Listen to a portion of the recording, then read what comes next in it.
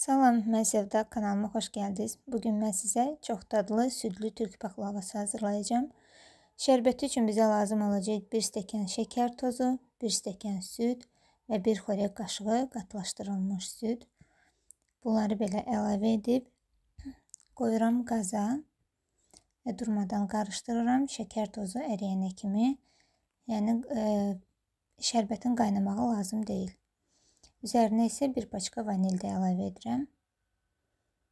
Qarışdırıram. Və baxın, qıraqlardan biraz belə qaynamaq istəyir. Artıq söndürürəm.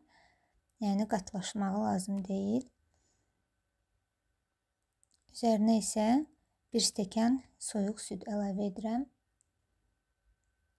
Toplamda 2 stəkan süd getdi bizdə.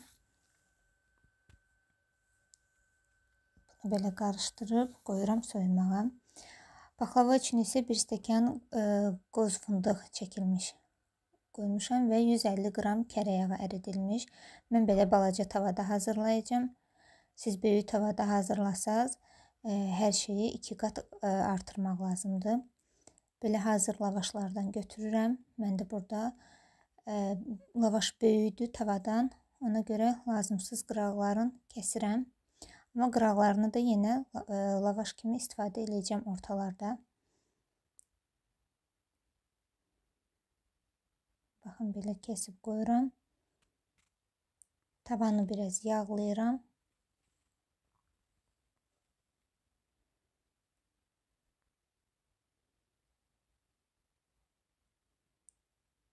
Və bir-bir lavaşları düzə-düzə yenə də lavaşları yağlayıram.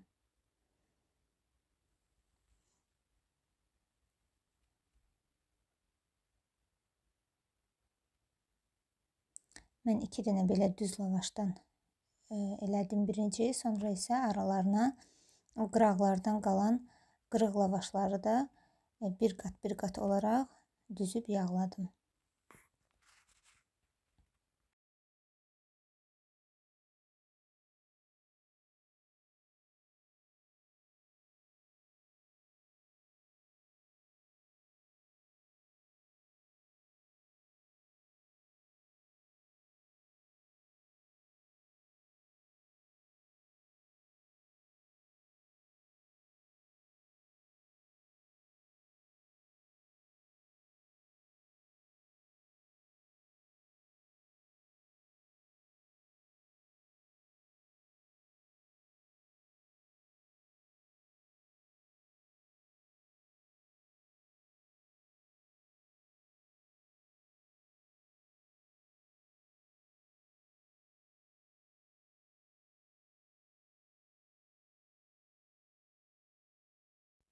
Beş qat belə yağladıqdan sonra 5-ci qatın üzərinə 1 stəkan çəkilmiş qozu əlavə edirəm.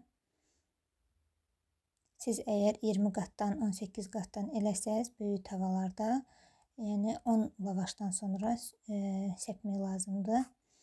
Və yenə də qalan lavaşları da belə yağlayıb yığıram. Sonra isə axırıncı lavaşı biraz daha çox yağ sürtüb paxlavanı kəsirəm. İstədiyiniz formada kəsə bilərsiniz.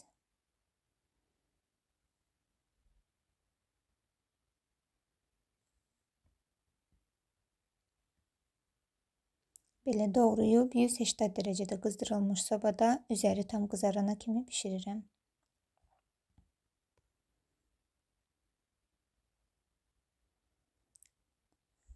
Baxın, belə qızarıb bişib.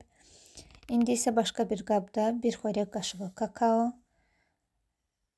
1 xörək qaşığı üzr istəyirəm, plitka şokolad rəndədən keçirdirəm. Əgər sizdə kakao, acı kakaodsa 1 xörək qaşığı şəkər pudrası da əlavə etmək lazımdır. Əgər sizdə şirin Nesquik kakaosudsa elə kakao ilə bəs edir. Məndə acı kakaodur, ona görə üzərinə 1 xörək qaşığı şəkər pudrasını da əlavə edib qarışdırıram. 5 dəqiqə artıq keçdi. Paxlavamız soyudu. və isti paxlavanın üzərinə soyuq şərbəti hər tərəfə gələcək şəkildə gəzdirirəm. Çox dadlı paxlava alınır.